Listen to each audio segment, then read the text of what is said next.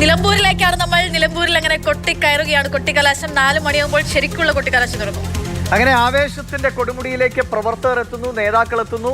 നാളെ നിശബ്ദമായ ദിവസമാണ്. പക്ഷെ അപ്പോഴും വോട്ടുറപ്പിക്കാനുള്ള ശ്രമങ്ങൾ എല്ലാ മുന്നണികളും സ്ഥാനാർത്ഥികളും ഒക്കെ തുടരും. മറ്റന്നാൾ നിലമ്പൂരിലെ ജനത ഇക്കാലം അത്രയും കണ്ട ഈ പ്രചാരണ കൊടുങ്കാറ്റ് അതെങ്ങനെയൊക്കെ ജനങ്ങളെ സ്വാധീനിച്ചു, അതിന്റെ ഉത്തരം മറ്റന്നാൾ അവർ രേഖപ്പെടുത്തും. പ്രചണ്ഡ പ്രചാരണത്തിനൊടുവിൽ 23 ദിവസം നീണ്ടുനിന്ന പ്രചാരണം, അതിൽ നിറഞ്ഞു നിന്ന ട്വിസ്റ്റുകൾ, സർപ്രൈസുകൾ, എല്ലാ ദിവസവും വിവാദങ്ങൾ, രാഷ്ട്രീയ വാദപ്രതിവാദങ്ങൾ, അങ്ങനെ നിറഞ്ഞു നിന്നതായിരുന്നു നിലമ്പൂർ തെരഞ്ഞെടുപ്പ്. അവിടുത്തെ ജീവൽ പ്രശ്നങ്ങളൊക്കെ ചർച്ചയായോ എന്നുള്ളതൊക്കെ അവിടെ നിൽക്കുന്നു. എന്തായാലും ഇനിയിപ്പോൾ കൊട്ടിക്കലാശത്തിനുള്ള സമയമാണ്. അവസാനവട്ട വോട്ടുറപ്പിക്കുന്നതിനൊപ്പം തങ്ങളുടെ ശക്തി എത്രയെന്ന് ഓരോ മുന്നണിക്കും തെളിയിക്കേണ്ടതുണ്ട്. LDF ഒപ്പം തന്നെ UDF മുന്നണികളാണ് അതിശക്തമായി കൊട്ടിക്കലാശത്തിൽ നൽകുന്നത്. PV അൻവർ തൽക്കാലം അതിൽ നിന്ന് പിന്മാറിയിട്ടുണ്ട്. PV അൻവർ പറയുന്നത് വലിയ ജനക്കൂട്ടം വരുമെന്നുള്ളതാണ് സ്പെഷ്യൽ ബ്രാഞ്ച് റിപ്പോർട്ട്, അതുകൊണ്ട് ഞാൻ മാറി നിന്നു എന്നുള്ളതാണ്. കഴിഞ്ഞ ഉപതെരഞ്ഞെടുപ്പിലെ ചില കൗതുക കാഴ്ചകളൊക്കെ എല്ലാവരുടെയും മനസ്സിലുണ്ടാവും. എന്തായാലും അത്തരത്തിലുള്ള സംഭവങ്ങൾ ആവർത്തിക്കാതിരിക്കാനുള്ള ഒരു മുൻകരുതൽ എന്ന നിലയ്ക്ക് കൂടിയായിരിക്കാം ഈ പിന്മാറ്റമെന്ന് കരുതുന്നത്. ഇപ്പോൾ LDF ക്യാമ്പിന്റെ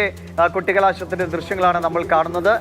3 ഇടങ്ങളിലായിട്ടാണ് 3 പേർക്ക്, 3 മുന്നണികൾക്കും കൊട്ടിക്കലാശത്തിനുള്ള സ്ഥലം അനുവദിച്ചിരിക്കുന്നത്. കൃത്യം 5 മണിക്ക് എല്ലാം ഓഫ് ചെയ്തുകൊണ്ട് സ്ഥലം വിടുക എന്നതാണ് കൊട്ടിക്കലാശത്തിന്റെ രീതി. കൊട്ടിക്കലാശത്തിന്റെ ദൃശ്യങ്ങളുടെ ഇടയിൽ നമ്മുടെ അമൽ തേനമ്പറമ്പിലെ നമുക്ക് ആ ദൃശ്യങ്ങളിൽ കാണാൻ സാധിക്കുന്നുണ്ട്. റെഡ് ഷർട്ടൊക്കെ ഇട്ട് അമൽ തേനമ്പറമ്പില് LDF ക്യാമ്പിലെ കൊട്ടിക്കലാശത്തിലുണ്ട്. പക്ഷെ അവിടെ സമീപത്ത് നിന്ന് വിവരങ്ങൾ നൽകാനായുള്ള ഷിനോജ് എസ്റ്റിയാണെന്നാണ് ഈ മനസ്സിലാക്കുന്നത്. ഷിനോജ്, അങ്ങനെ നേരത്തെ ഷിനോജ് അവിടെ നിന്ന് വിവരങ്ങൾ നൽകുമ്പോൾ BJP മാത്രമായിരുന്നു, NDA മാത്രമായിരുന്നു അങ്ങോട്ടേക്ക് എത്തിയത്. അവരുടെ പോയിന്റിൽ നിന്നുള്ള വിവരങ്ങളാണ് നൽകിയത്.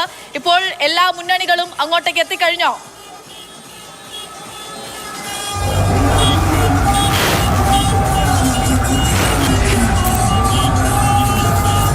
പക്ഷേ എല്ലാ മുന്നണികളിലെ പ്രവർത്തകരൊക്കെ തന്നെ എത്തിക്കഴിഞ്ഞു. മിസ് ചെയ്യുന്നത് അൻവറിനെ മാത്രമാണ്, തൃണമൂൽ കോൺഗ്രസിന്റെ പ്രവർത്തകരെ മാത്രമാണ് ഇവിടെ കാണാൻ കഴിയാതിരിക്കുന്നത്. ബാക്കി 3 മുന്നണിയിലെ പ്രവർത്തകരൊക്കെ തന്നെ ഇവിടെ എത്തിക്കഴിഞ്ഞു. സജീവമായി ആഘോഷമായി. കാരണം 23 ദിവസം അവർ അധ്വാനിച്ച് വീടുകൾ കയറിയൊക്കെ അതിൻ്റെയൊക്കെ അവസാനം കൊട്ടിക്കയറുകയാണ്, കൊട്ടിക്കലാശത്തിലേക്ക് എത്തുകയാണ്.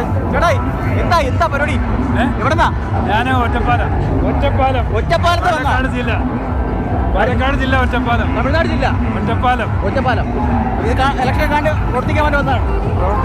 എങ്ങനെയാ നിങ്ങളുടെ സാധ്യതയൊക്കെ എങ്ങനെയാ? കാണാൻ വന്നിട്ട് വന്നതാണ്. കൊട്ടിക്കലാശം കാണാൻ വന്നത് ഒറ്റപ്പാലത്ത്. എന്തായാലും അങ്ങനെ ദൂരെ നിന്നെത്തിയ ആളുകളൊക്കെ തന്നെ ഉണ്ട്. എങ്ങനെയാണ് സ്വരാജ് എത്ര വോട്ടിനേക്കും? സ്വരാജ് 12,000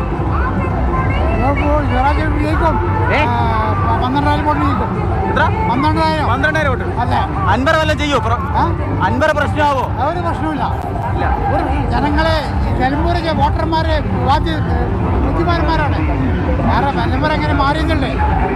എന്തായാലും നിലമ്പൂരിലെ വോട്ടർമാർക്ക് ബുദ്ധിമാന്മാരാണ്. അവർ ഇത്തവണ സ്വരാജിനെ നിയമസഭയിലേക്ക് പറഞ്ഞയക്കും എന്നൊക്കെയാണ് ഈ LDFിന്റെ പ്രവർത്തകരൊക്കെ തന്നെ പറയുന്നത്. നമുക്കിപ്പോൾ യുവ കുറച്ച് ആളുകൾ കൂടി ചേരുന്നുണ്ട്.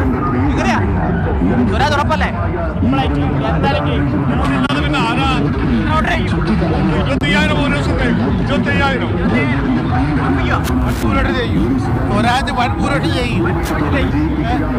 ആഘോഷമാക്കുവാണ്, കലാശക്കൊട്ടൊക്കെ ആഘോഷമാക്കുവാണ്.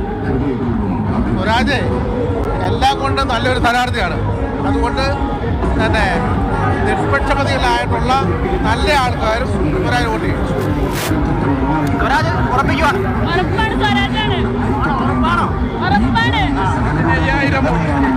15,000 വോട്ട്. 25,000.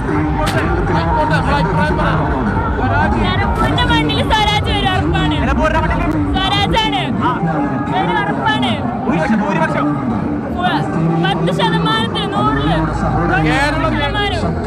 കേരള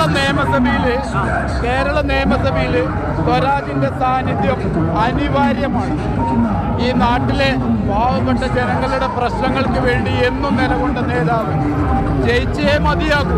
കുതികാൽമുട്ടി രാഷ്ട്രീയത്തിന് മറുപടി നിലമ്പൂരിന്റെ ജനങ്ങള് ഈ മണ്ണിൽ കൊടുക്കും. അൻവർ പ്രശ്നമാവോ? അൻവറിനെ സംബന്ധിച്ച് ഒരു വിഷയമല്ല. അൻവർ വട്ടപൂജയാകാൻ വേണ്ടി പോവാണ്. ഈ തെരഞ്ഞെടുപ്പോടുകൂടി വട്ടപൂജയാകാൻ വേണ്ടി. ഒന്നുമില്ലാണ്ടാവാതെ